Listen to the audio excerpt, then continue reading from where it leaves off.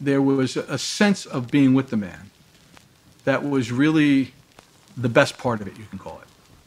And that was the sense in his presence that, like his life work was about, this generative imprint work that we talked about, anything was possible. And he had a way of guiding me and others to that sense of being present to the possible in a way that I frankly haven't met anybody else who can do in the way that he did it and at the level at which he did it.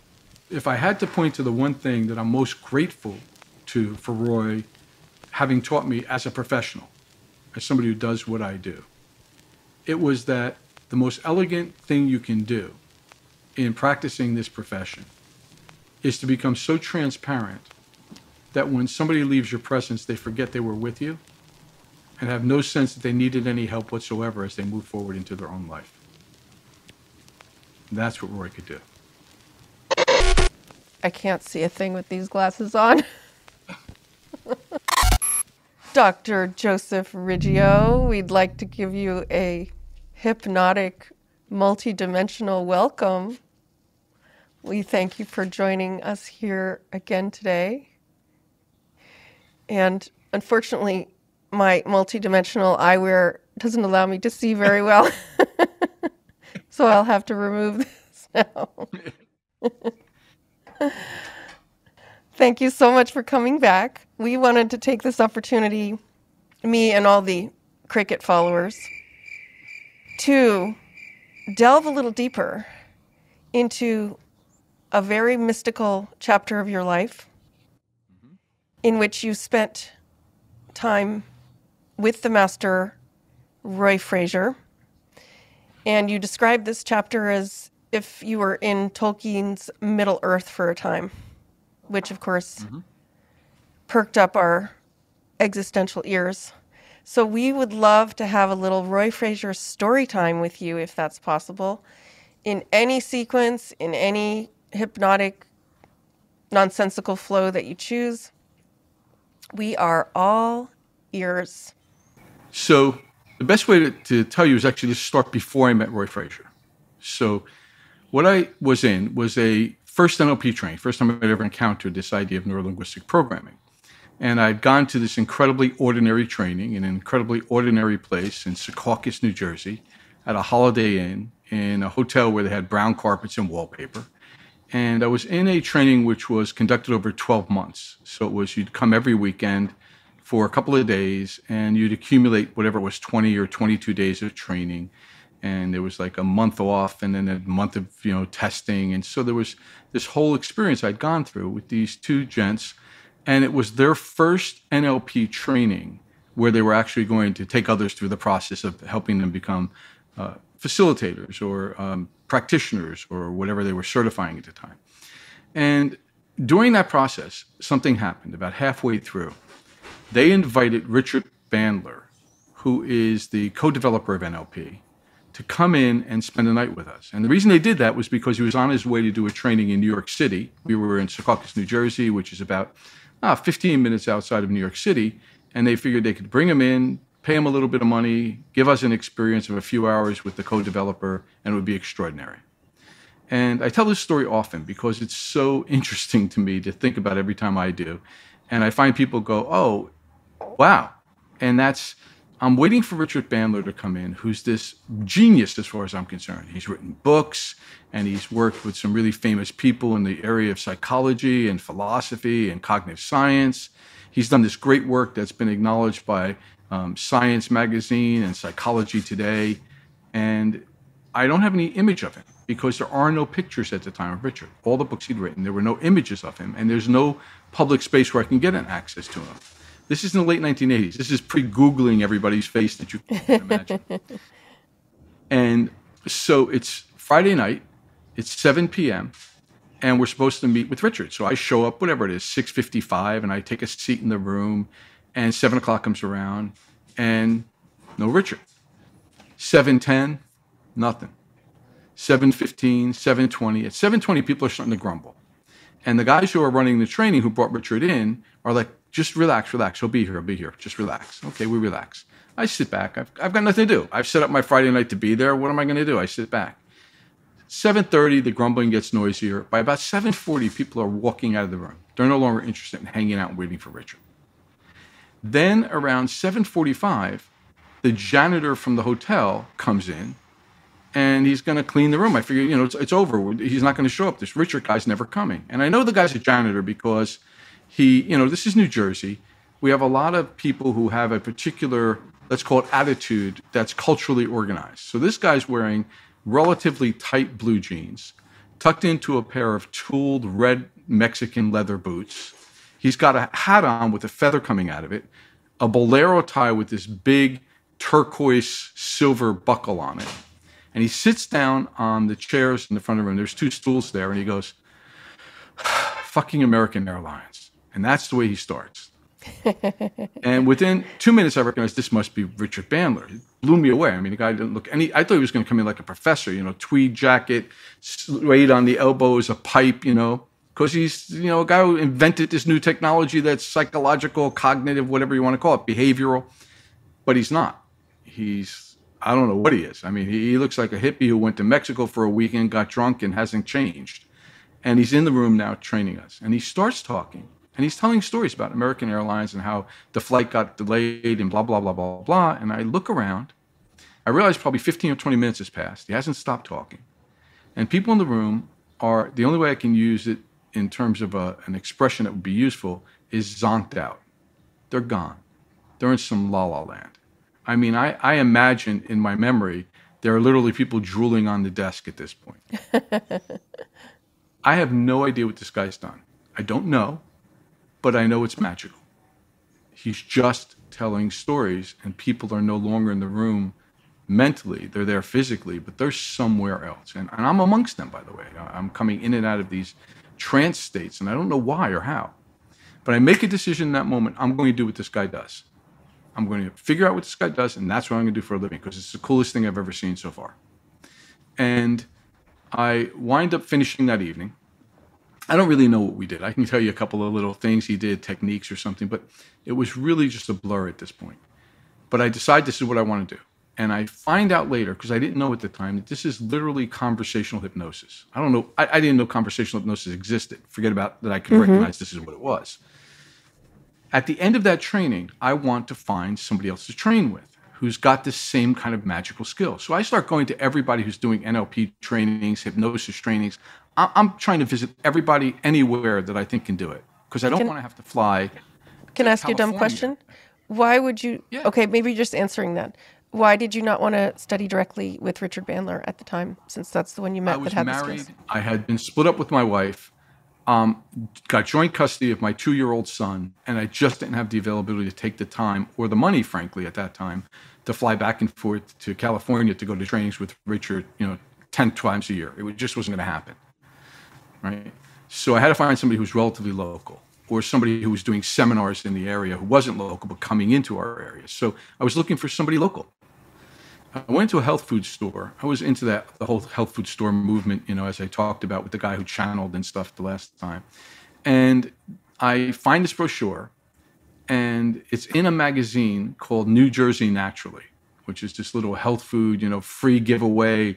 People pay to advertise in it to all the people like me who are looking for all the alternative sources. And there's a little banner ad that says, "Stalking Reality." And there's a quote by Richard Bandler. The quote says, "If you want to learn NLP, study with Roye Frasier. He's a master," something like that. I don't remember the exact words. But the point is that I call this number because it's Richard Bandler recommending him. So I figure I want to study with somebody like Richard Bandler. If Richard Bandler is recommending him, it might be good. So I get on the phone, and this woman answers. The only thing I remember about this woman is her name is Linda. And she goes, "Hi, I'm Linda." I go, "Hi, I'm interested in studying with Roye Frasier. I'd like to do a master practitioner. I've done a practitioner." I'm being very rational and reasonable. She goes, "Oh, man, you just got to come." I go, "Come to what?" She's going, "He's doing 3 days, like on the weekend, next weekend. You just got to come." I'm going, "It's great. What's he doing? What's the 3 days about?" She goes, "You just got to come." And every question I asked, no matter how I tried to ask or formulate the question, her answer was, "You just got to come." Do you think that was a hypnotic command? I asked the question, exactly, how much? Because I didn't know if I could come. And she gives me a number. I was training dogs at the time. I had left my architecture practice. I'm paying, child support. I'm living with my parents at the time. This is not the most, financially rich time in my life. And so this is important to me. And she gives me a number that literally represents 2 months of income for me for 3 days of training with this guy. And I go, okay, will he take a check? Because I figured by the time that I have to give him the check and it clears, I'll be able to beg, borrow, or steal enough to cover it, which I did. And so I go down and do these 3 trainings.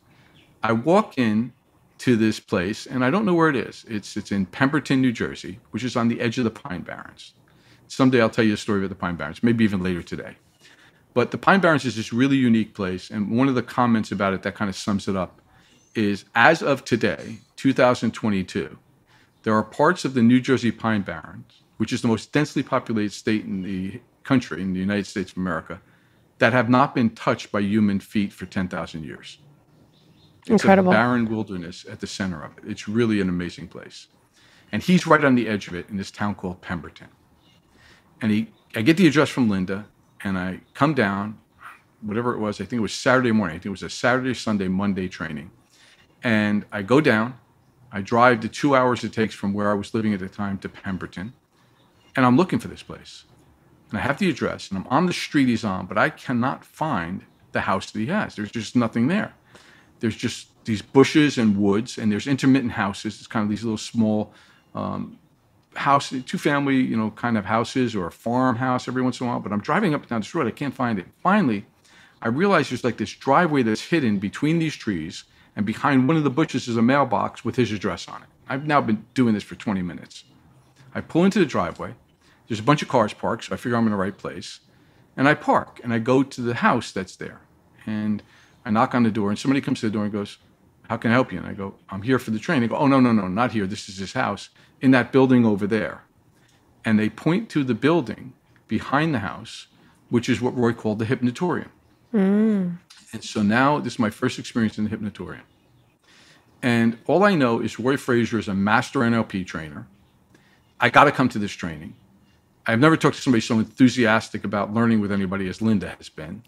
And there's all these people milling about in the room, and they're, drinking coffee and tea, and they're chatting.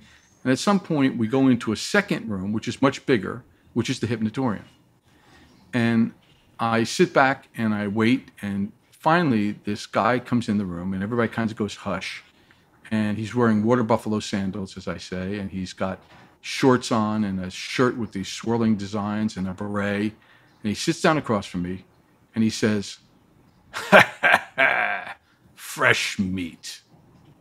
Wow. Now, everybody but me there has been in a training with Roye. I'm the only new person in the room. And after saying that, he goes, so what do you know? What do you know about? Now, I recognize this is the gauntlet. He's now throwing the glove down. And being a wise ass from New Jersey, I pick it up and assume my job is to slap him back across the face. And I say, Zen. Because I've been reading about Zen for now 15 years, 12 years, and practicing and talking to people. So I know a little bit about it. I don't think I know everything, but I know enough to have a good conversation. And he goes, Zen. And he tells me this story about a tailor who insults a samurai. And the guy gets his right arm cut off. And therefore he has to learn to do all his work left-handed and relearn everything he's known. Before the story is done, I am literally like this. I spent 3 days in that position on a stool at the front of the room sitting next to Roye. And every time I would kind of wake up and look around, he'd go, no need. Oh. So I literally spent 3 days in profound trance. Can I ask you, did he Every actually once in a while. physically touch you when he said no need? Yeah. He would physically put his hand on me and just kind of slide it down my face. Incredible. And so the only time I wasn't in trance is when we were doing exercises. And I always loved working with Roye. I worked with Roye for 7 years very intensely, somewhere between 20 and 40 weekends a year. Sometimes those weekends turned into 4 and 5 day trips. Really, really fascinating time. I was in a profound apprenticeship, like an uchi-dikji, which is the Japanese way of apprenticing with a martial arts master. Yeah. And I was really there and learning, but this was the first experience. And whether it was in this experience or the time I finished working with Roy, the last thing I ever did with him before he passed away, Roy had this way of working with people where he'd present something by bringing somebody up in front of the room, demoing whatever he was teaching with them, and then he'd simply end the demonstration with saying, "Go do the exercise." And that meant you had to figure out what the hell he had just done. And what he'd just done was at the level of pure mastery. So if you hadn't been around for 4 or 5 years, you weren't going to know what he did. And if you were there for 4 or 5 years, you would know 80% of what he did, if you were good at what you were doing, if you were really committed. At the first time I'd ever been there, I had no idea what he was even referring to. He said, "Go do the exercise." What does that even mean? And by the way, I'd been in trance the whole time. So I spent that weekend in these breakout sessions doing exercises, trying to figure out what the heck the exercise was. Forget about trying to do the exercise, right? And this went on basically for years. So in the process of going through this with Roy, I learned a few things. Like I learned that he was a commando in the Israeli army for 25 years and was doing some special projects with Israel in the position that he had within the army, where he was doing some overseas work for them. And they had, in part, wanted to train him very, very highly in being able to do cooperative, let's call it secretive missions of different kinds. And so he'd been to hypnosis trainings, he had been to these NLP trainings, he had studied bioenergetics, he did some psychodrama work, and he was fascinated by this stuff. Now, the last thing I'll tell you about Roy for right now, and then we'll probably cover some of it as we go through the rest of our conversation, is Roy was born originally in South Africa. His grandparents and parents emigrated from Eastern Europe when the Nazis invaded and fled to South Africa. And they moved into the English areas in South Africa, which were then subsequently taken over by the Afrikaners, the Dutch. And so he was a Jewish English kid in an Afrikaner nation, which was not the best thing to be, but his family was educated. One of his aunts was a Shakespearean scholar actress and would have him practice Shakespeare with her when he was a little kid. And so by the time I met him, he could quote long, long passages, pages and pages of Shakespeare from memory. And he would use it in his training. So it was always interesting to have Roy insert, a paragraph from Shakespeare somewhere in this training for him. But he, at 19 years old, decided he was a committed Jew ethnically, not necessarily so religious, but ethnically.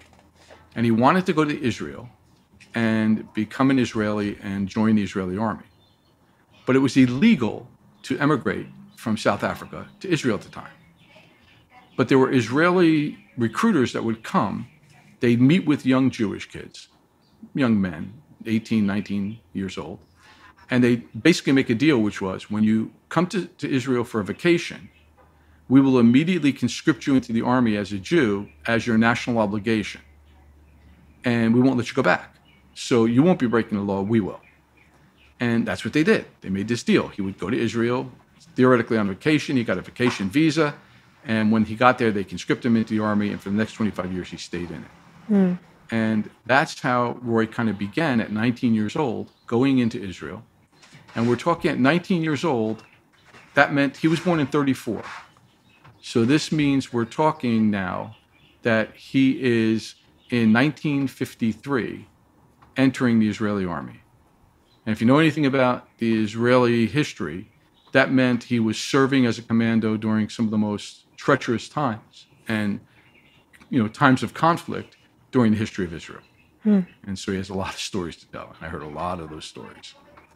So that was my meeting with Roye Frasier, the master, the NLP, mentor that I studied with. That was your first entrance into the hypnotorium. Yeah. And how did things... Well, okay, so you did tell us... You just described Roy's youth. And is there anything more to tell us about Roy as a master, mystical master? Well, I mean, Roy was a character. Roy would never have claimed, and I don't think he'd even be happy about me saying it, even after his passing, that he was in any way mystical in a magical sense of truly being supernatural. Roy was very grounded. He was very much into the idea that what he had was skills. In fact, there was a time we were sitting in a car and he made a comment to me. And I said, "It's a good thing I trust you." And he said, "Don't trust me. Trust my skills." And that was really the quintessential idea that Roy had about what he was doing. It was skill-based. Now, the experience of it from the user side, so to speak, was it was incredibly magical and mystical. What he was doing was unobservable. As I said, for years, it took years of training to notice and recognize what he was doing, which was, of course, skill-based. But, the Aldous Huxley comment, if something is sufficiently advanced in technology, for all intent and purpose, it appears as magic. So, if you and I went back to the year 500 with a pack of matches, we'd be magical masters, right? So the thing is that what you're looking at here in terms of the conversation we're having is a man who possessed such extraordinary skills, so profoundly competent, that to anybody who didn't have that level of competence themselves, what he looked like he was doing was magic. And it was transformational. It was absolutely profound in the effect it would have on people. And so that's what I spent my early adulthood doing, was studying with this guy and learning to replicate those skills and become as skillful as I was capable of myself. And, that goes back now 34 years ago in terms of the beginning point of that experience. So it's been a long time coming. Yes. And did Roy have a name or a brand that he gave to the skill set that he was teaching? Well, Roy was advertising that he was doing NLP training, so neuro-linguistic programming training. And he was doing it under the auspices of the Society of NLP, which was in association with Richard Bandler. He and Richard Bandler had a unique relationship. They were quite friendly. And at the same time, he had built a model that you could say was housed within the larger NLP model. And at the same time, in some ways, had tendrils that went further out than the NLP model that he called the generative imprint model. And fundamentally what this was Roy had this experience where, as an Israeli soldier, and he said he was quite young when he kind of came to the realization, in his 20s, that there were these soldiers who would go out on these very, very dangerous missions. And some would come back, and some would not make it back. And he was one of the soldiers who wanted to make it back. So he tried to notice, what's the difference? Why do these same guys keep going out into the most dangerous missions that are being proposed and keep coming back? And they take people out with them who have either not been out before or have been out once or twice, and they don't make it back. But these guys have been out on 6, 12, 100 different missions, and they all seem to make it back every time. What's the difference? And he realized that there was a distinct difference in the attitude of the soldiers who consistently made it back. That there was a kind of an expectation they held that, of course, they would make it back. There's a movie that's brilliant. The movie is Apocalypse Now. And in this movie, there's a scene where Robert Duvall plays a colonel, stands on the beach, and there's bombs going off. There's, all kinds of disaster happening around him.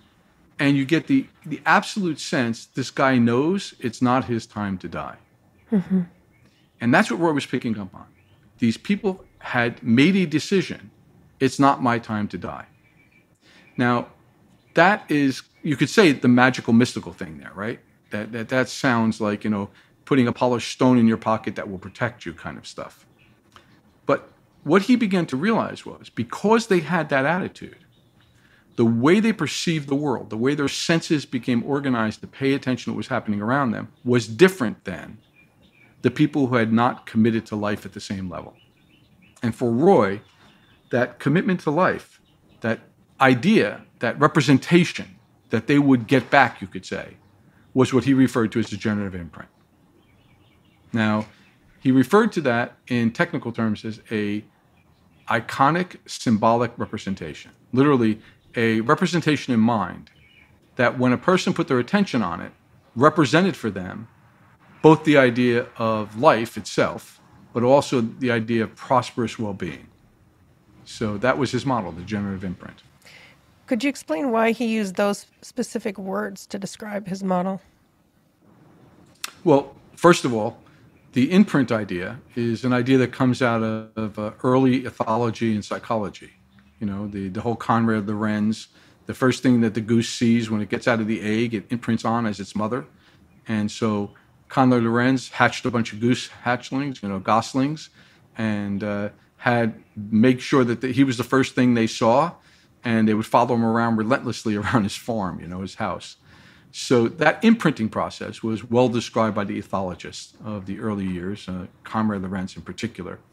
And so there was this idea Roy had that we have an imprint, that there's a realization, maybe it's in the womb, maybe it's upon birth, maybe it's in the first week of life, but very, very early in our experience of humanity, being humans, being born into the world, there's an imprint that exists for us, which is the representation of life. Like when we're aware of that, when we hold it in mind, that imprint becomes for us what it is we know is the representation of life as we know it to be. Like if this is present, if this is in place for me, I am alive.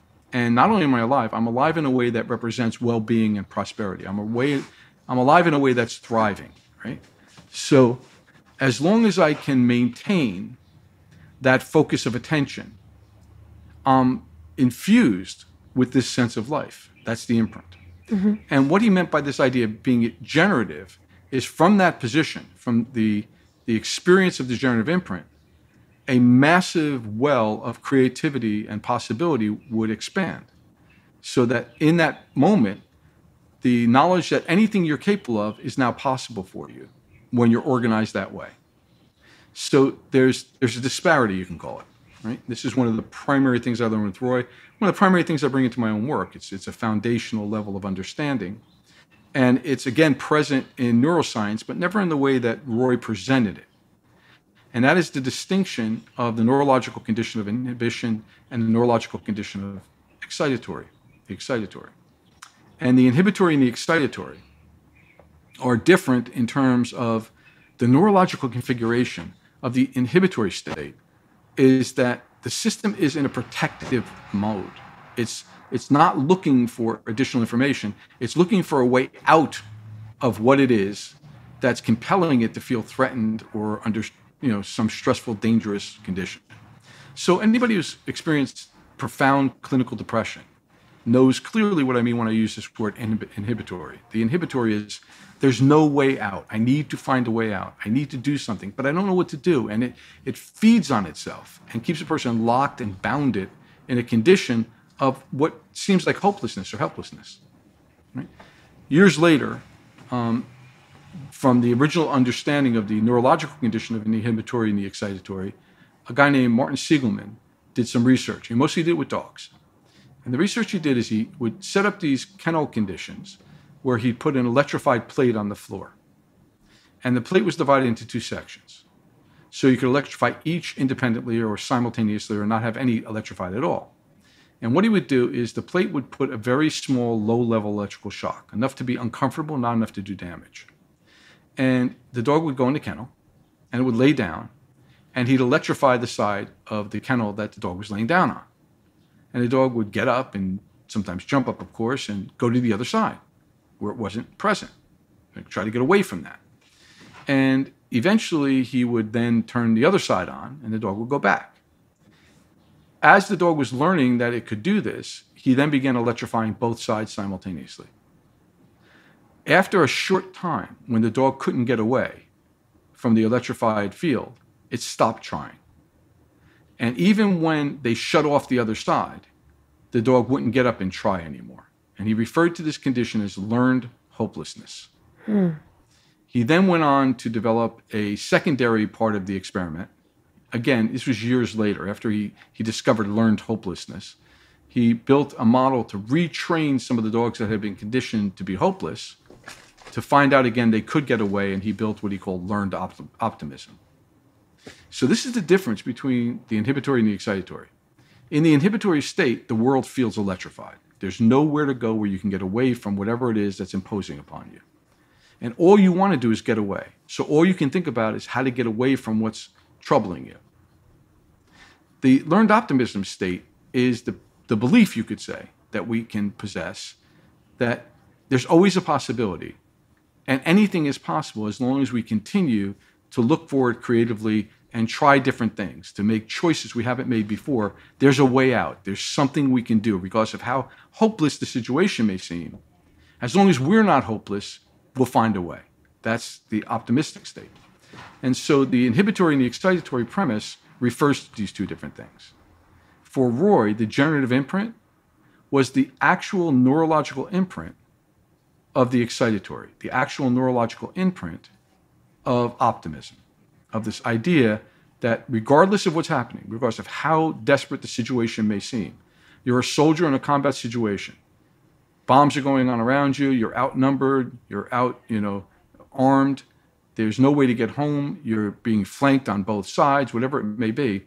As long as you have this position in mind, whatever it may be for the individual, then what happens is that there's a way that you can continue to try to move forward, come up with possibilities, look for opportunities and choices that you can make, which resolve the situation that to others seems hopeless. That's what he meant by being generative.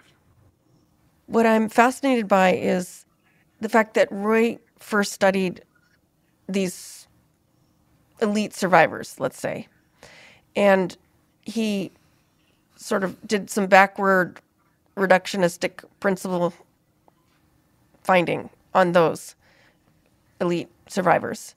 And he arrived at some conclusions about what in them allowed them to survive. And so, given that that was a rare group of people, a very, very, very small subset of humans, we could say, and the majority of humans have these negative imprints from early, from birth or early age or over the course of life. I'd like to hear more what you'd say about that. But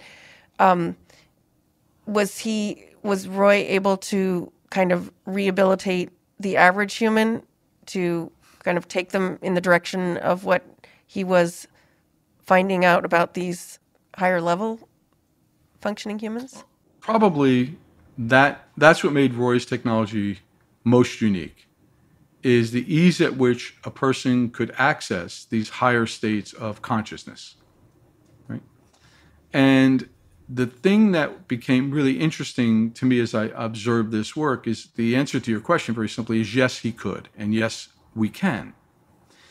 Roye also recognized that no one is immune from the effects of living and what he referred to as sensitizing imprints. So from the time a person is born to a time that they wind up meeting the master, so to speak, they go through experiences which are continually triggering this inhibitory response. Right? So when you're a little kid, you literally don't have the resources, the power, the position, the authority to resist what the adults around you are compelling you to do. Right? So you basically have two ways out. You have an active way out, which is rebellion, and you have a passive way out, which is submission. And if you're submitting, then the compulsion goes away. There's no more punishment that's being placed upon you because you're doing what's being asked of you, so to speak. So the discomfort associated with that is less than the discomfort of the compulsion or being coerced to do it in some way, whether that's verbal or whether that's physical or whatever the conditions may be, contextual, I don't know. And by the same token, the rebellious individual becomes so fixated on rebellion that it supersedes the emotional impact of the discipline, the coercion, the compulsion, whatever it may be, right? So they find a way, you could say psychologically, to avoid the condition they're in. But in order to do that, they have to kind of tamp down the generative experience.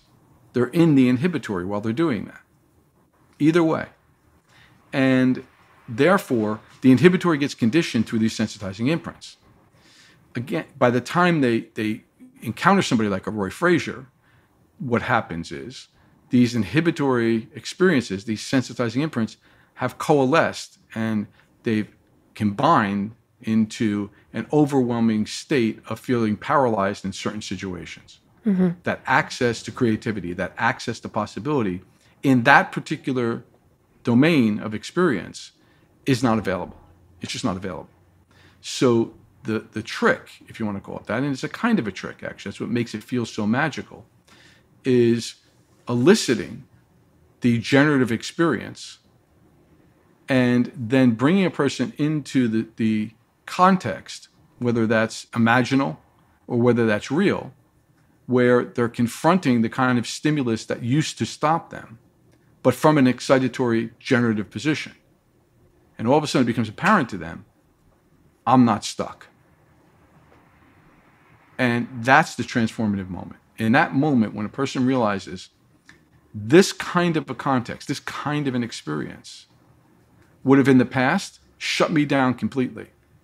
And I would have had no way out, or one way out that I would keep fighting against, banging my head against the wall, so to speak, spinning the wheel around in the circle and not getting anywhere.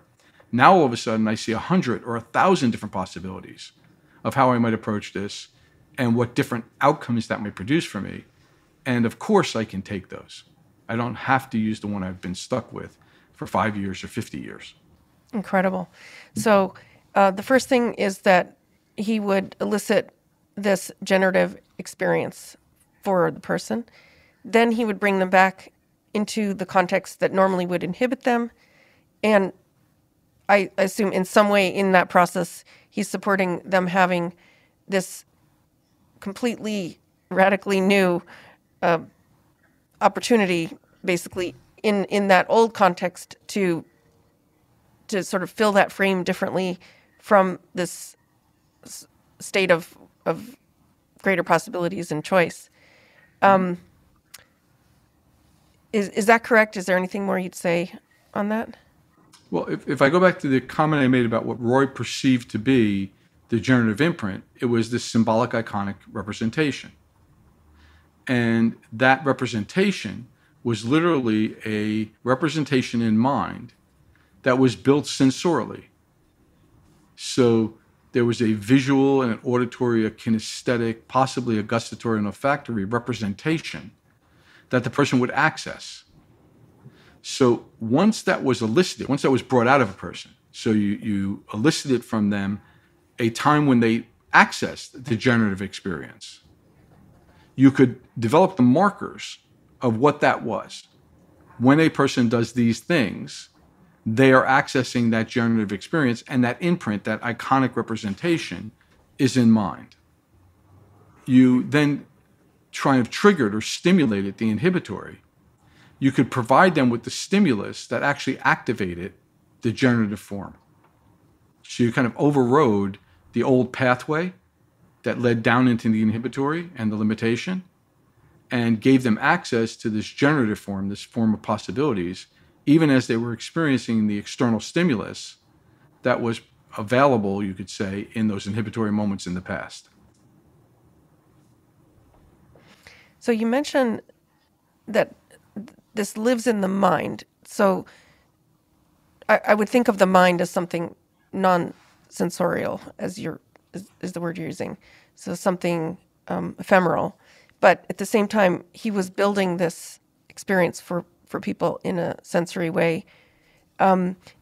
Is that because it was all neurologically based, what he was doing? Well, again, this is built inside of the NLP model. And the NLP model is functionally a communicative model that's based on the idea that we are able to access sensory forms in our mind and manipulate them.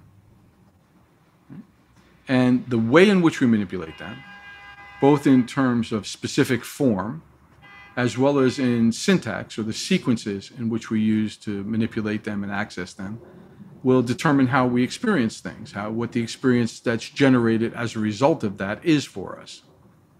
Right? So one of the classic, let's call it NLP tricks, is that for most people, when something is bigger and brighter, it's more intense. It's better in some ways, if it's a good thing. Worse if it's a bad thing. Right? You don't want to take the things that are bad for you and make them bigger and brighter. They'll just become worse. But if it's something that's already positive and you make it bigger and brighter, for most people, its experience is more intense and therefore better. So you might say to a person, think of someone. You don't need to have anybody express this externally, but they can do it in their mind. Think of someone who you're affectionate towards, that you care about a lot, maybe even love, maybe even profoundly love. Somebody that really, when you think of this person, you cannot have an experience other than one that is gratifying and feels good to you. And when you think of this person, for most people, an image is present. Like, you know what this person looks like. You may even know what they sound like. And if you can imagine, them in a very clear and precise way, like where their image is very present for you, it's well lit, it's, maybe even three-dimensional. You really have a sense of that person, what they're like when they're in front of you. And they may say things to you. It could be just your name. It could be particular comments that they've said that kind of tickle you a bit, right? That when you hear them say those things, you feel good. Right? This is an internal representation. It's in the mind. Mm-hmm. Right? As I say those things, and if a person begins to go along with me and begin to think about what it is I'm referencing for them uniquely and individually, they begin to have that representation. They begin to have the idea of someone that they're thinking about that fulfills that criteria, and they have the experience of it. They have the picture in their mind. They may have that person's voice in their mind, and then you can begin to intensify it and amplify it, a particular moment in time where you remember being with them, and it was a particularly wonderful experience you had with them, and what did they look like when they were with you at that time? What were they wearing? How did their, blah, blah, blah, blah, blah, blah, blah, the whole thing, right? Until you really build out that massive representation. And in that moment, the person is going to be having the semantic experience of what it is to feel in that person's presence in that moment. You can't do this mentally without having the experience that mental representation creates for you. That's the whole point. Right? And so that's what Roye would do, is he'd access these mental representations and then give them labels. So he'd give them a way of referencing it. He'd say, so like this, what's true of you? And the person would say, it's exhilarating. And then when the person begins to access the inhibitory, he could remind them of what exhilarating is like. And then process the inhibitory experiences, these negative limiting experiences, from a place of being in an exhilarating form, an exhilarating mental state. And that would open up possibilities. So he changed the structure, the container, but didn't shy away from putting them back into these circumstances, or whether inner or outer, that were typically challenging to them. Let's clarify something that, again, this is the years of sitting in the room with Roye and noticing what's actually going on. Because I would have said that too in the first year of working with him. Mm-hmm. After years of working with him and now decades of doing this work myself, what I recognize is this. There's a common pattern that almost everyone uses because we've been taught to use it, and it's instinctive, you could even say, because it minimizes the effort required to do anything else. And that is, we do this thing called this is like that. So when we re-elicit that inhibitory experience, the most obvious thing to think is that the person's re-experiencing the inhibitory experience. So even though, as you put it, they would have this inhibitory experience, Roye would not be afraid or concerned or worried about bringing him back to it. The reality is, when they're in the excitatory state, that experience isn't what it was. It's not that experience. It's already no longer that. You can't make it that from the excitatory. Mm-hmm. What a thing is from the inhibitory isn't the thing from the excitatory. It just doesn't work that way. Mm-hmm. So when you really get that what we're talking about is not what I call a software shift, but a hardware shift. We're working with the wetware of someone's brain, that they're now actually processing the information at a neurological level differently than they had been. Therefore, it's a different neurological form. It's not bringing them back to the inhibitory. It's allowing them to see the actual sensory data that represents the inhibitory, but in no way does it now trigger the inhibitory. It now triggers a different set of possibilities. So if we just make the inhibitory thing a material object, it's probably easier for most people to understand. If I put an apple on the table, and the last time a person had apples, something tragic happened, it's a symbol of tragedy.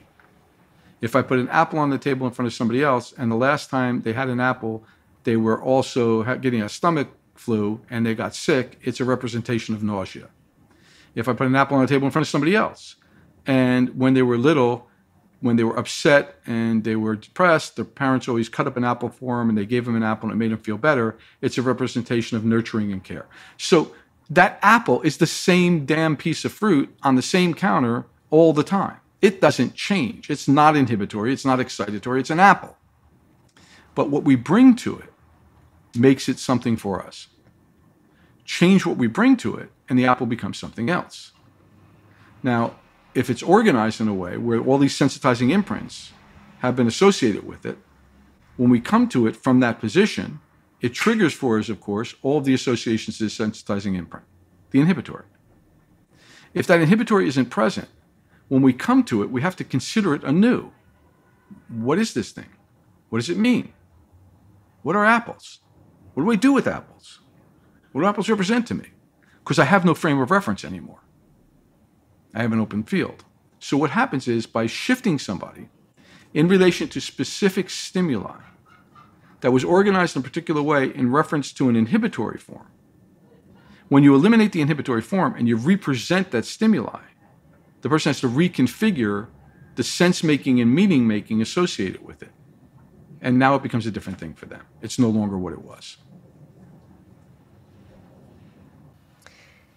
How is it that Roye did the foundational shift into the sort of the new generative imprint for people that were working with him? You mean, what was the technology he used, or how did he get there as an idea? I'm not sure what the question is. How did he do that? We have to really, if we want to understand this question in the way you asked it, understand a little bit about who Roye was. Great. So Roye was this child of a family who had fled tragedy, who had fled disaster, with an incredible knowledge that, again, he was born in 1934.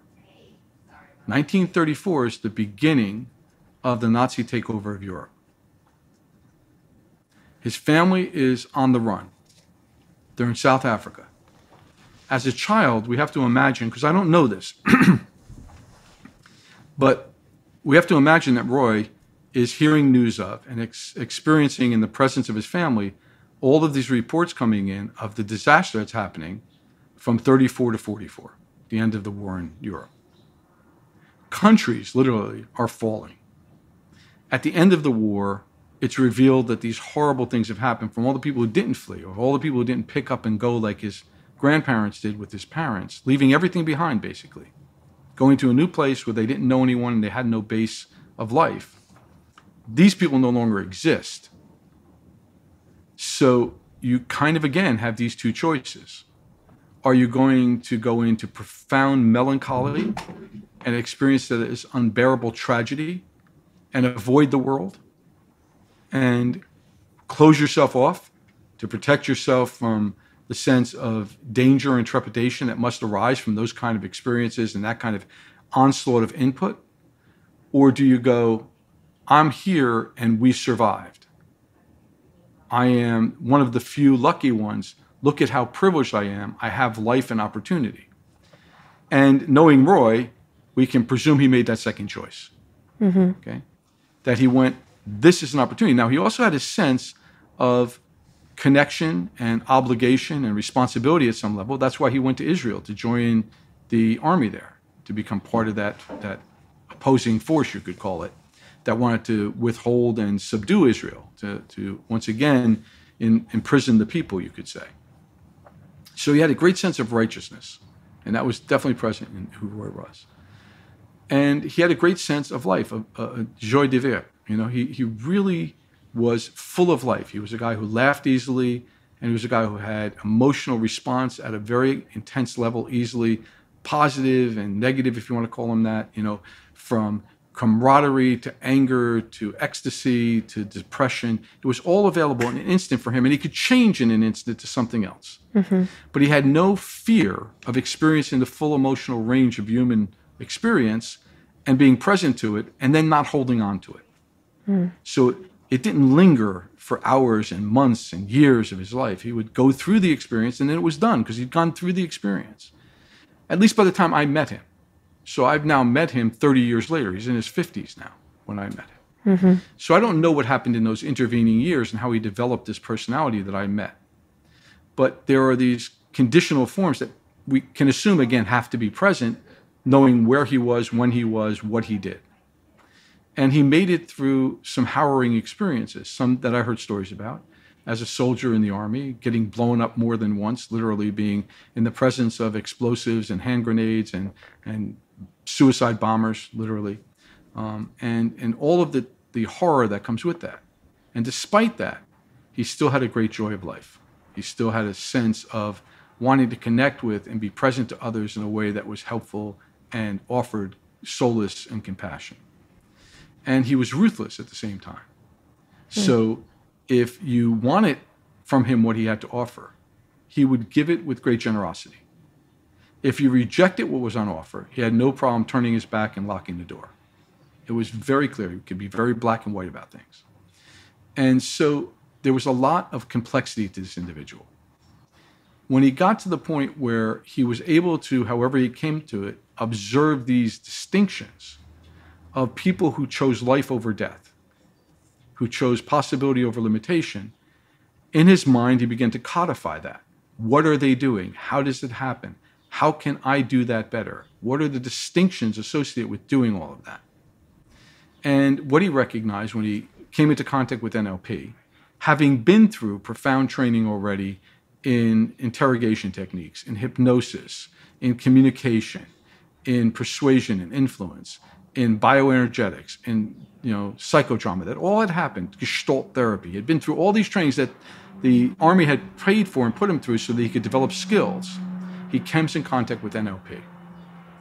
And he recognizes this technology, as far as he can tell, is superior in getting the kind of outcomes I'm interested in getting with people to all the others I've worked with. And he's now at the age where he's going to move to the United States full time, retire, and open up a practice helping people, doing transformational change work. Part of the people that he would help is he would regularly have people who would come over from Israel who were in the army or in the armed forces, who had suffered some major psychological trauma, and he was asked to work with them. So I met a number of those people, and I wound up meeting a number of American soldiers as well who would also come and seek help. So we had a very close association while the time I was working with him with military personnel who went through things that the average person is never going to see, never going to experience. And because of that, not only could he help them, but in helping them, you learn more about how to do what you're doing in the process of helping them make the changes they need to overcome what they've been through. Right? So more and more over this time that he's working with people, he's learning and developing and refining the technique and the technology. And the distinction that I learned from Roye, and I would say was the greatest gift, was this ability to be incredibly conversational, to basically sit with someone, converse with them, use a lot of stories and ways of communicating that are non-conscious or outside of ordinary conscious awareness, and help people make dramatic transformational change. Because what you're doing is you're bypassing all of the ordinary conscious resistance that the person has, because the reason that they're having the experience they're having is it's protective, it's self-protective. They've learned that by doing this, they're more likely to not incur the damage that they perceive is out there if they don't protect themselves. So they're not going to be open to giving it up with ease and facility if you approach it consciously. So you must be outside of conscious awareness to get the kind of effect that Roye was getting. And he became a master at hypnotic language and protocols, and specifically at storytelling and metaphor. And that's how he did a lot of the work he did, and a lot of what I was sitting at his knee for 7 years to absorb and to incorporate. The learning process was largely osmotic. Can you share more about those 7 years? Again, big questions. So we'd have to break it down dramatically to talk about the 7 years. But the thing I would say is the early part of those years, the first 3 years of encountering Roy and working with him, were in Pemberton, New Jersey. And it was in this magical place, literally, on the edge of the Pine Barrens. And one of the unique features of the farm that he had purchased and he was living at was this 1-acre pond. It looked like a small lake. It was big enough to feel lake-ish, although it was clearly a pond. It was not a lake. And it was naturally fed. There was a natural spring on the property that fed this pond. And it was big enough that in order to get from one side to the other, the prior owners had built a wooden bridge. So there was this beautiful kind of wooden bridge that was arching over the pond. And I've said before, it's in the pathway of water migratory areas for these waterfowl. And they would come flying overhead and land in the pond with a splash. And there would be these huge bullfrogs that would come out. And really it felt like being in the Shire in one of a Tolkien's novels, that you were somewhere else. And it was my favorite place. There were 2 spaces on the property. When we were sent out to do exercises, and even in the winter, I would often go outside and do exercises with people, bundle up. It was New Jersey. We were used to being cold. And we'd wear heavy coats, but especially in the spring and autumn, my favorite times of year to be in New Jersey, we'd go outside and there was a big tree, an oak tree, that was near the pond, quite near it, with a bench under it. And that was one of my favorite places to go sit with someone and do these exercises, do this change work with people that we were learning to do and run the practice. And the other place was on the actual bridge that I described itself. So we'd walk onto the bridge and we'd stand up and we'd do the exercise standing and watch what was happening down below us. Egrets hunting for small fish in the pond or frogs, at the edge of it coming in or coming out of the water. It was really this very, very magical experience. And I cannot overemphasize how impactful that early context was for me in learning with Roy. Because he was like Gandalf. He was like the magical wizard, He was a chain smoker. So he'd always have a cigarette in his mouth. And he'd have, he'd be in the front of the room and he'd be doing his trainings. You got to remember, this is in the early 1990s mostly that I'm doing this with him. And people are already like anti-smoking. And it was pretty much, this kind of attitude that was in the room, you don't have to be here. It's my place. I smoke, And I don't think there was ever anybody who I ever saw smoke in the room. And I don't know if you even allow somebody to smoke in the room. I mean, I would have never thought about asking if it was okay to have a cigarette while he was working. But there was this kind of like professorial magician sage thing going on at the front of the room all the time. And he was always like, dressed in Royan clothes, which always meant loose-fitting clothing that he was comfortable in. And he had this absolute bush of white hair that was there and kind of steely blue eyes and big, fluffy white eyebrows. I mean, the guy had a look about him, that just fit that whole magical wizard ideology that, people build up. And so all of that was going on. And again, remember, at the first meetings, I was still incredibly naive. Everything that was going around me was incredibly magical. People would walk up and they'd share with him these fundamental horror stories from their lives, stories of abuse or, failing in some very significant way in their life or having a foreclosure and everything taken away from them. I mean, this is the kind of stuff people would walk in with. And within 15, 20 minutes, maybe a half an hour, they would be laughing and almost giggling about what they had been talking about with tears in their eyes before. And then we'd spend the rest of the day and he would continue to do work with us, but often he'd make comments to those people, enhancing and deepening the experience of their sense that possibility had now emerged for them where it wasn't there before. So pure magic. So I'm in this magical place and I'm experiencing magic happening in front of me. It was just overwhelming. And I was so deeply engaged at that time in learning about this and making it not just the primary thing, but for all intent and purpose, the only thing that was important to me. So everything else around me was in service of this, other than my personal relationships, of course. My relationship with my son, the family that I have, and so on and so forth. But in terms of professional attention, even though I was doing other things which allowed me to make money, which allowed me to continue to pay for this and to be there, this was what was really on my mind and important.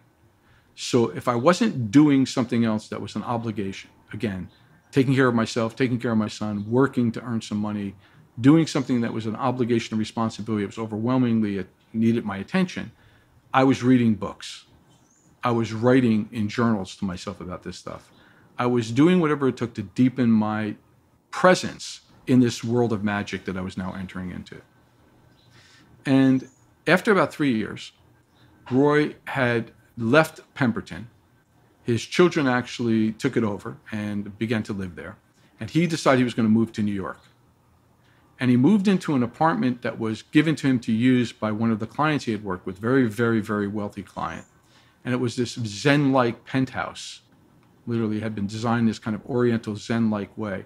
And so it was, again, moving from one magical space into another magical space, one on Middle Earth and one in the far Orient, so to speak. And this was, and literally in this, like when I say Zen-like space, one of the things that was in that space was an indoor waterfall. The people had built this waterfall for the, feng shui effect of it, really just a magical, magical place.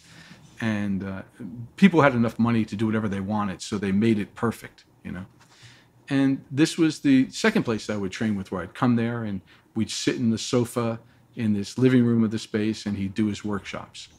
So for me, from the time that I left that first training I talked about in the Holiday Inn, all of the training I did with Roy was always in these spaces that were more like home living room environments, more comfortable, at ease environments than they ever were like a classroom environment. There was no sense of being in a training on a professional level or in an educational academic environment. It was like you had come to the master's home and you sat down with him in this living space where he was bringing people together, almost like an old French salon, and having these conversations that were intended to share this, kind of information that was for adepts. That it was like you were in the inner circle, so to speak. And there were only a few people in that 7 years that ever stuck it out. And there were really, I would say, 4 people that I can point to who stuck it out the whole time I was there. Myself, about almost a year after I began, I met Nancy, and Nancy eventually became my wife. But I met her because she was coming to train with Roy, and she and I were training with him for the following 6 years together. So after that first year that I was there, she appeared and was at every training I was at, and often went and did some private sessions with Roy and private work, so she was as immersed in it as I was. And when we weren't spending time, eating dinner, literally, we were talking about the work, and she was as busy writing and reading as I was. So it was really incredibly supportive partner to have at the time. And, eventually became a married couple and had a child, and that's a whole different story. And then there was another guy named Joe, second Joe, and he was like Roy's right-hand guy or left-hand guy, I'm not sure which. But he did all of the administrative and clerical stuff for Roy and took care of him. And Roy kind of second parented him, you could say. Joe was initially a kind of a shy guy and a little bit quiet and not so confident. And by the time I last saw Joe, he was much more out in the world and doing things, and had a sense of confidence and a sense of aplomb that wasn't there when I first met him. And that was definitely through his association with Roy. Years and years and years of it. And the fourth one I would mention was a woman who was a psychologist, university professor, actually. And she would come and work with Roy. And they actually wrote some papers together and did some publication together. And she was also there the whole time I was there. Other than that, people would come and go over these 7 years. And the comings and goings would be for more or less time. Some people stuck around for a year or two. Some people came once and disappeared, got what they wanted, went home. Other people would come, not show up again for a year or 2 years, come back, do a couple of trainings, disappear again, maybe come back 5 years later. Different people, different things. But there was always these 4 essential people that were there. And at some point, I received a very high left-handed compliment, you could say, from Roy, indirectly. In those days, again, the internet was still kind of nascent in terms of public access to it.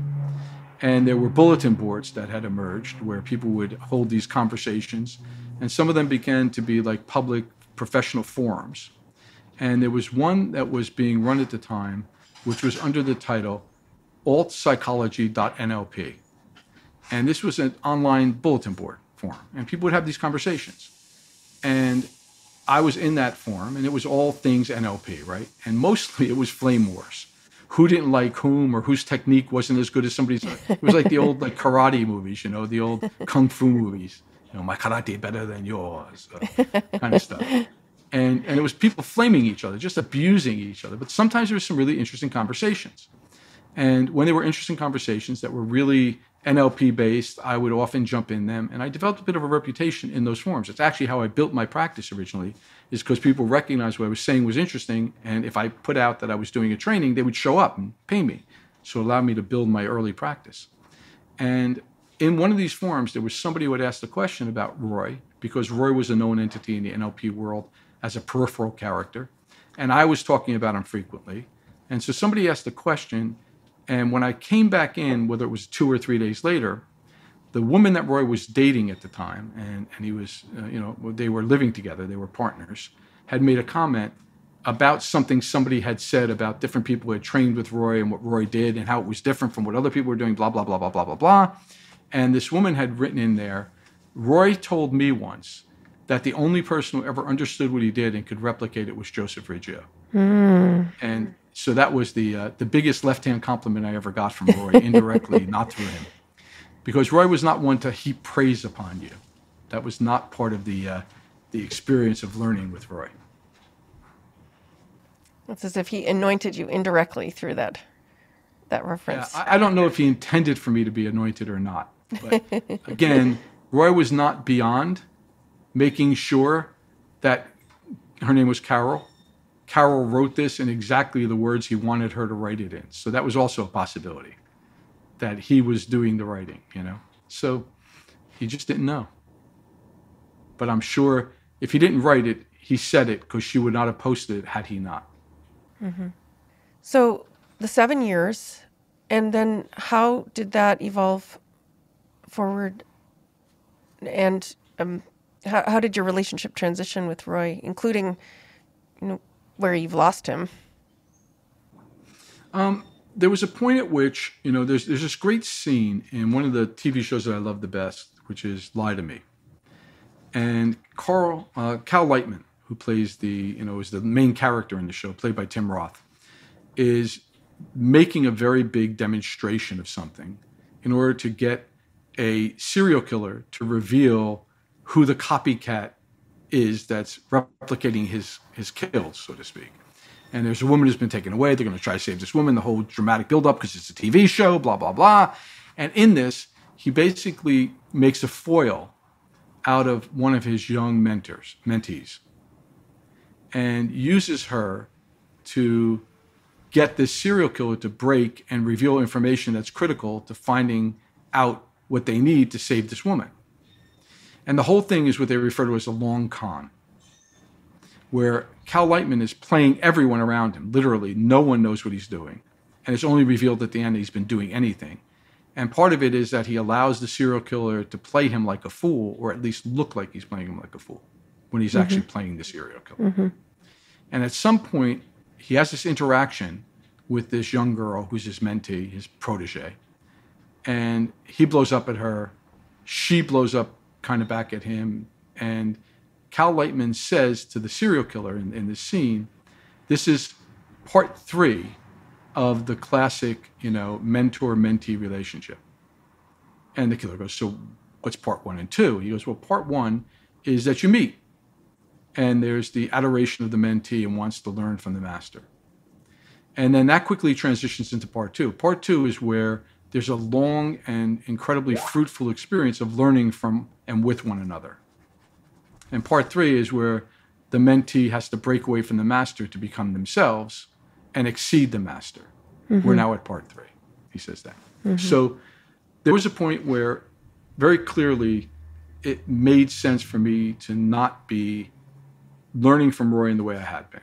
That it was time for me to go off and, strike the world and see if I could make my way through it on my own.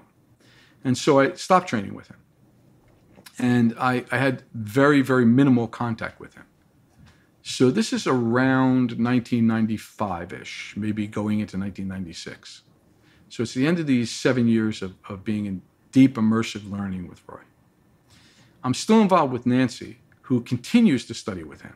So I have both indirect contact with him through Nancy, who I'm seeing on a very regular basis, and I have peripheral contact with him on my own occasionally. So we are not out of touch. We're not, in any way as intimate as we had been. And then about, I'm going to guess it was probably 97, 98. There was a series of circumstances that occurred just arbitrarily. They weren't planned or plotted in any way, where we wound up reconnecting, and I began seeing him again on a very regular basis. I would go and have coffee with him wherever he was. He'd be doing various trainings or working with private clients in Connecticut or in New York or in wherever he was at the time, different, like Florida in a couple of cases.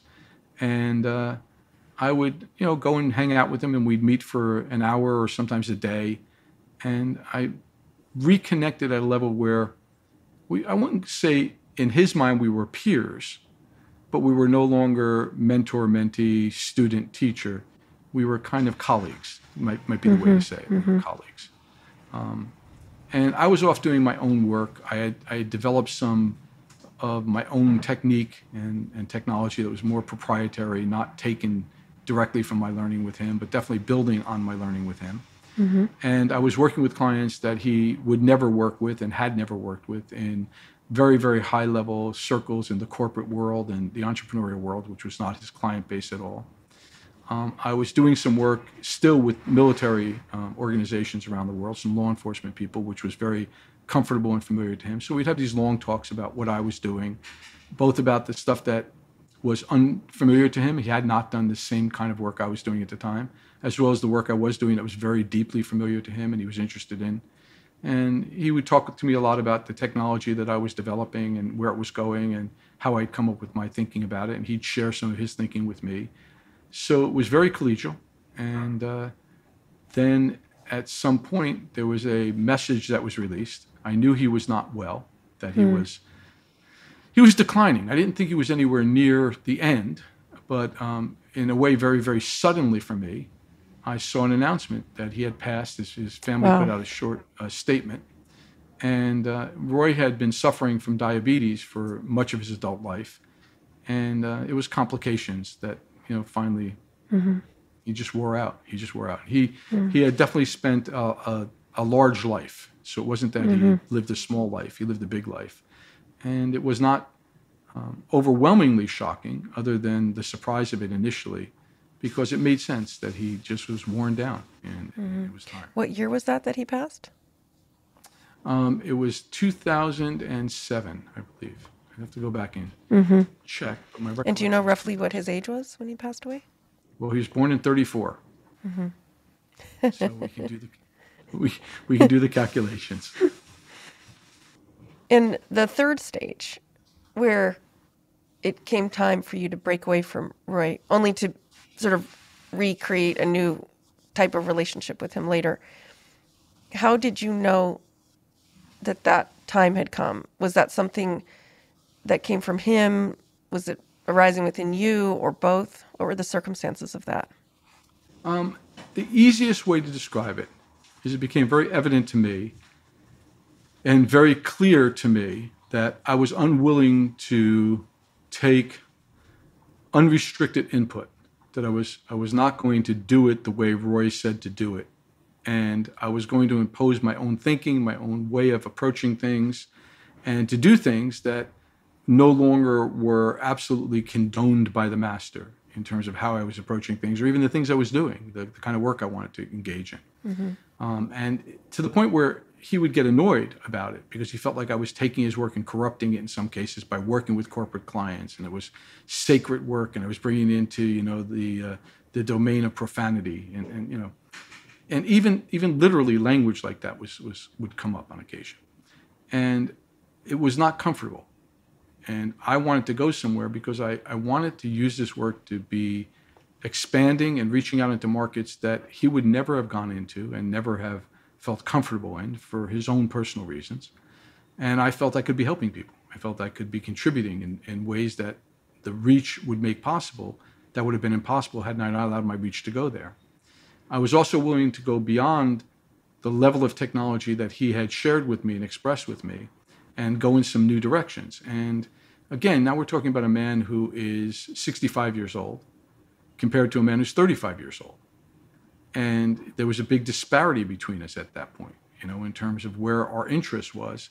I was looking at really cutting edge, new neuroscientific explosions that were happening, because the learning rate of what we knew about and were learning about the brain and neurology and interactions took it out of the domain of, for instance, those mental representations. I went beyond the idea that the generative imprint was in fact an iconic symbolic representation. I thought that that was the artifact of what really generated this sense of life and well-being and pervasive, vitality that's present. And so when I started doing that, I was basically challenging some fundamental ideas that he had spent his life building, which were incredibly, again, magically, transformatively valuable. But there's an equivalency I could share, which is not direct, but gives you a sense of it.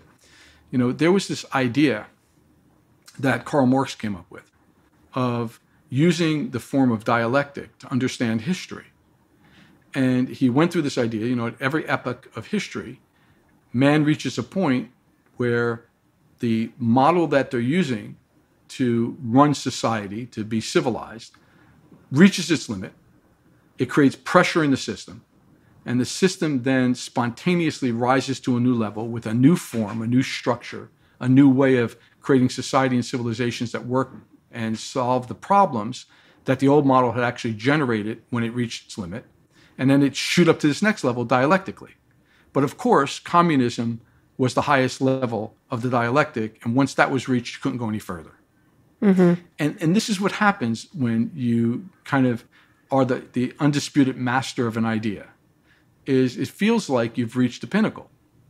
And anything that challenges it isn't better, greater, more than. It's a lack of understanding how absolutely perfect what you've designed is. And we began banging heads at that level. That's what began to happen. Mm-hmm. So it would not be unfair or untoward in any way to say that I loved Roy and I respected him in a somewhat between brotherly, parental, and grandparental way, depending on the moment in time. He definitely nurtured me. He reparented me in some areas of my life and allowed me to fulfill myself in a way of becoming aware of who I am and what was possible for me and accessing that and living into that I wouldn't have otherwise had access to without his presence. So he's a very important character in my life. And as I said, it in no way would be inappropriate or unfair or untrue to say that I loved him. Mm-hmm. But I recognized that what was happening is that the relationship was becoming hurtful and harmful, probably for both of us. Mm-hmm. And I was unwilling to be present for that. So I stepped away and put a lot of my attention that had been devoted into that learning experience and that relationship into doing the work I was doing now with clients, building my practice, learning things that were not available from Roy at all, because Roy had no interest in building a business or expanding his reach or getting into the public eye in the way that I was interested in. And so that breakaway allowed me to do those things in a way that would not have been possible if I'd stayed. And again, after about 4, 5, 6, 7 years, what I began to recognize is I no longer needed that distance to continue doing what I was doing and to be successful in doing it the way I wanted to do it. And I could reconnect and reform that relationship in a different way and come back, in my mind, as a peer with profound respect and admiration for who he was and what he represented, but not in a submissive way.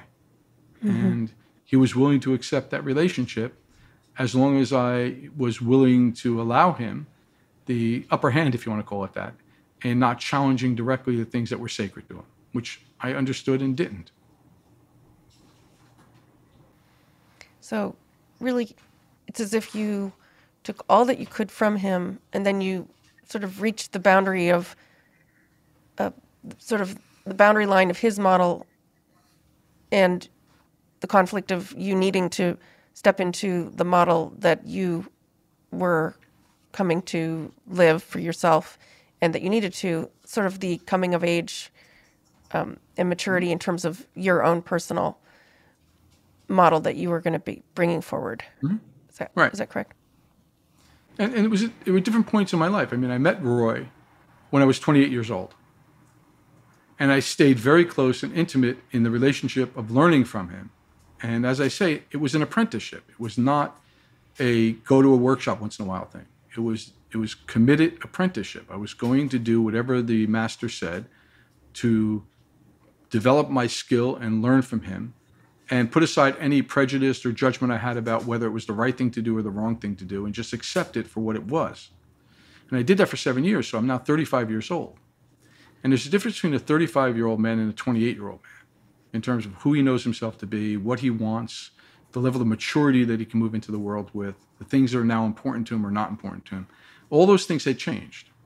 When I met Roye, I was just coming out of a very serious relationship and marriage, of which the result was my first son, Jason. And so I was unsure. I was on unsteady, uncertain ground in many, many ways, because I did not have the foundation emotionally, financially, professionally, socially, to be certain and secure within myself in the way that I was when I was 35. At 35, I had built financial success. I had built professional success. I was more certain of who I was and what was important to me. I had a sense of mastery of my skills. And so now I was stepping in the world, and I never could have entered into the relationship that I built with Roye if I started at 35. I would have rejected him. He would have rejected me. But at 28, I was soft clay. You know, at 35, I was becoming a marble pilaster. Fantastic. And we'll definitely spend more time in the chapters of your life that ensued and the model that you birthed. But bringing this back to Roye, since that is our focus today, what do you think what position do you think Roye would take now if he were here today in these strange times, given the kind of circumstances that he survived in multiple chapters of his life, in the strange times that we're living in now? How do you think he'd be positioned? You know, I, at almost all cost, try to avoid what I think of as mental masturbation. So I don't know what he would say. I can't know what he would say because there's just been too much time. He passed in 2007. So we're talking about 15 years of difference between when he was and when he isn't. And the world has changed. And I can tell you I'm very different today than I was 8 years ago, 6 years ago. You know, I was having a conversation earlier today, and I was talking about this distinction of the transition of the last years of Barack Obama into the Trump years, into the Biden years, and what that meant for me as an American, and seeing it through the lens of world events. Roye went through a life where his world events were the explosion of World War II, literally the change of the face of Europe, the emergence of America as a superpower, being in South Africa through the transition of the English to Afrikaner takeover and the exploitation and apartheid of the black population of South Africa, the moving from there into Israel, and the experience of Israel coming into its own as a power in the Middle East, and technologically, scientifically, militarily becoming one of the superpowers of that area in particular, economically as well. And being a product, literally, of the Israeli army and military at the time meant he was a product of the kibbutzes and was being taken in as a beloved son of Israel because he was in the army and was allowing the country to survive and protecting the people. And he was seen as a national hero just because he was in the military. And the kibbutz experience was a communal, loving experience of the expression of what it meant to be an Israeli and the building of a nation. So he would come to this time with all of that history. Now, what I can say is what I did see is I saw him in the time in the transition, if you again know the times we were in, of the Clinton years going into the Bush years. And because of that, what I can tell you is that he had very strong political opinions. He was very much about independence and liberty and freedom. There's no way that I can imagine Roy ever walking around anywhere in any state of the union or any country on the planet wearing a mask happily because he was told to. So that would have just irked the heck out of him as far as I know the man to be. Right? He was understanding of the science of the time. And I don't know what his opinion would have been, for instance, on things like the vaccination demands and mandates that we've seen here and elsewhere. But I know that he would have not accepted or been happy when he saw countries like Australia mandating the vaccination protocols to the extent that they excluded parts of the population. We're putting in place what appear to be like a kind of concentration camp environment for those who refuse to accept the protocols or unfortunately even get sick and wind up coming down with the COVID virus, right? These things would have annoyed him, given what I know about the man. Right? He, I don't think, would have had particular allegiances in any particular way politically other than in the party he believed was offering the right solutions, the solutions that were mandating more freedom, more liberty, more independence, more autonomous thinking. That was his nature. And so I think, and I saw him in many ways of many of the events that were occurring in his lifetime that we talked about, that were happening around us, show extreme displeasure and anger and even at moments rage in the way things were handled politically, both nationally as an American and a citizen here, and also internationally in his vast experience and exposure to foreign policy and the recognition of what that meant and the implications of it. I can tell you what I think for a moment and then relate it back to why I think that related to Roy. And I think that society in many ways is showing all of the signs and the delaminations of heading away from democracy into a totalitarian type of civil structure. I think Roy would agree with me. I think it was something that he saw in what had happened, and we had conversations. I mentioned to you Hegel and the Hegel dialectic in the form of Marx coming through the dialectic model. Roy and I had conversations about Hegelian dialectics and the change of society. We had conversations about these various political changes that occurred that went from societies that were monarchical to societies that became, for all intent and purpose, dictatorial and totalitarian.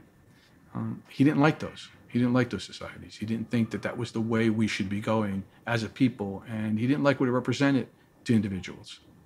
So I think some of those things will be reflected in what we're seeing today, and his opinion would remain aligned with those ideas that were profoundly imprinted upon him and very important to him as an individual.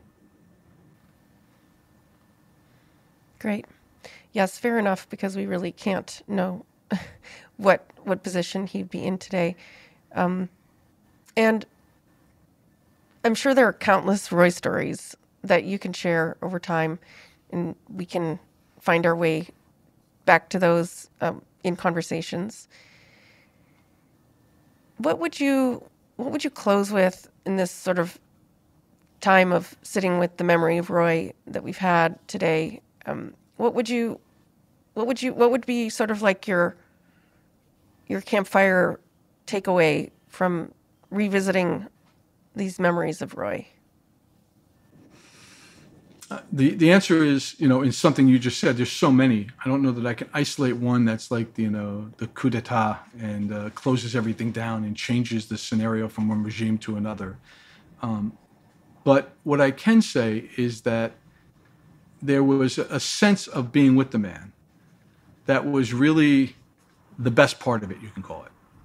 And that was the sense in his presence that, like his life work was about, this generative imprint work that we talked about, anything was possible. And he had a way of guiding me and others to that sense of being present to the possible in a way that I frankly haven't met anybody else who can do in the way that he did it and at the level at which he did it. And I've met some real masters out there who are brilliant in their own right doing this, we can say, kind of work. But it was especially,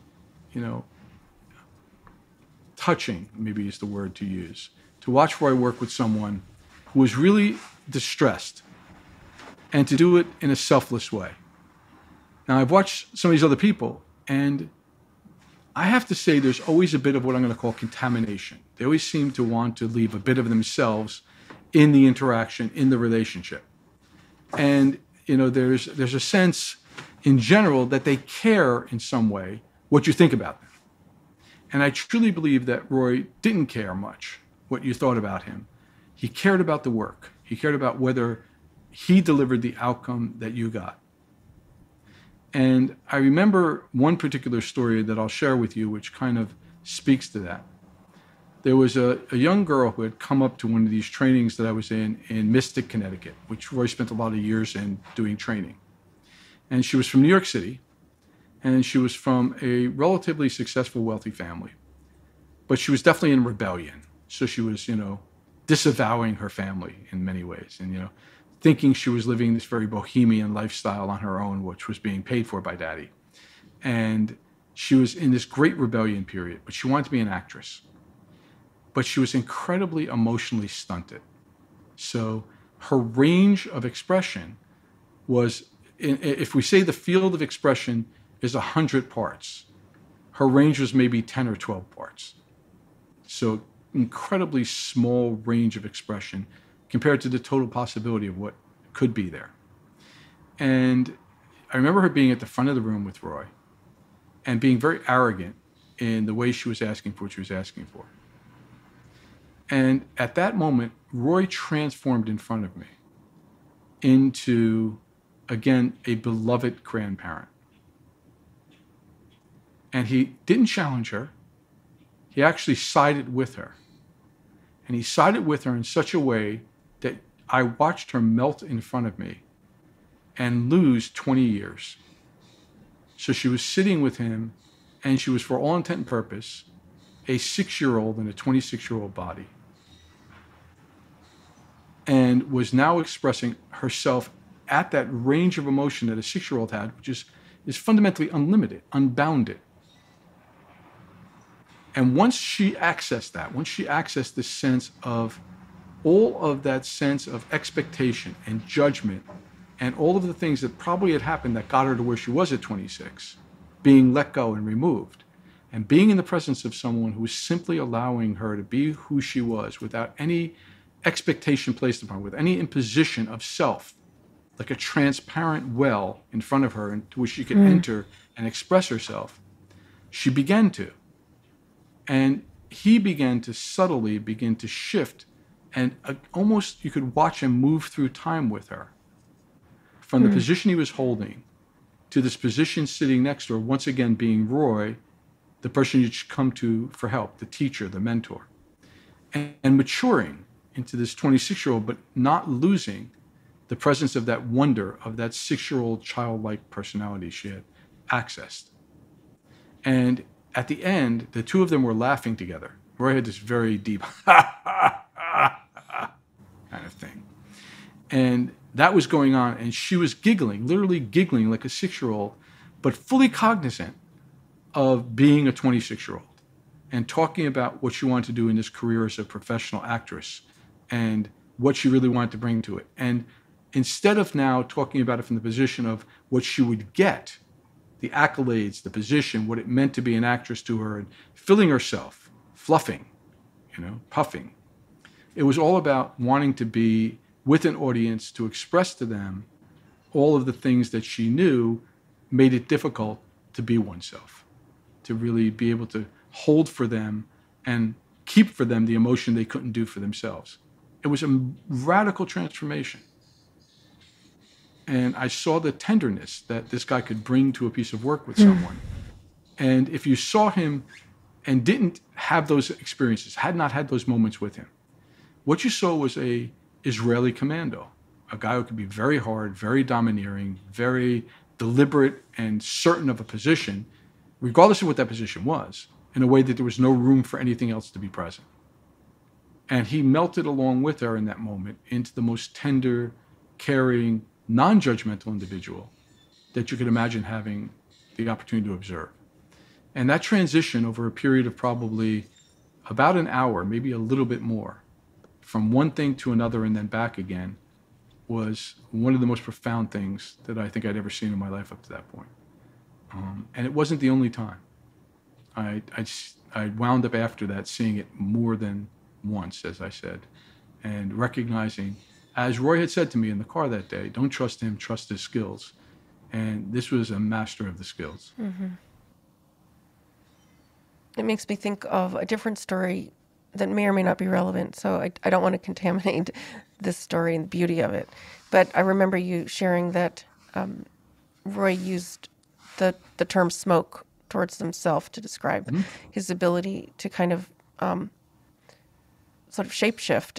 And it sounds like that's what you're describing here, that he was so masterful in his skills that he literally could shift like smoke to be the support for whatever the transformation was that needed to happen with the person. So I'll answer another question that you haven't asked, which is, if I had to point to the one thing that I'm most grateful to for Roy having taught me as a professional, as somebody who does what I do, it was that the most elegant thing you can do in practicing this profession is to become so transparent that when somebody leaves your presence, they forget they were with you and have no sense that they needed any help whatsoever as they move forward into their own life. And that's what Roy could do.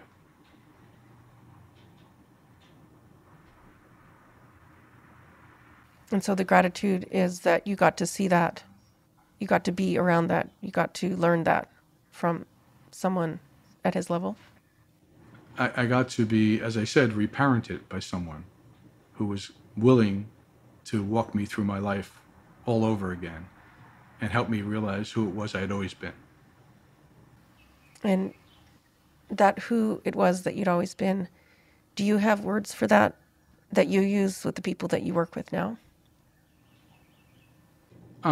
The work that I do, I call the MythoSelf Process work. And within that work, it's really just this general idea of achieving what I call the state of perfection. And the state of perfection is the one you're born into. It's removing all of those sensitizing imprints from impacting you or limiting you in any way, so that you have a revitalization of that essential spirit of self. Well, that sounds like a future conversation for us to have. My gratitude to you for sharing in such great detail about this master. I trust that in time and in future conversations, we'll get to hear and tease out more of the stories and the meaning behind those stories as well. So thank you again for today. Mm-hmm. And I look forward to continuing the conversation going forward. My pleasure. Thanks for having me. Let me give you a purple kiss.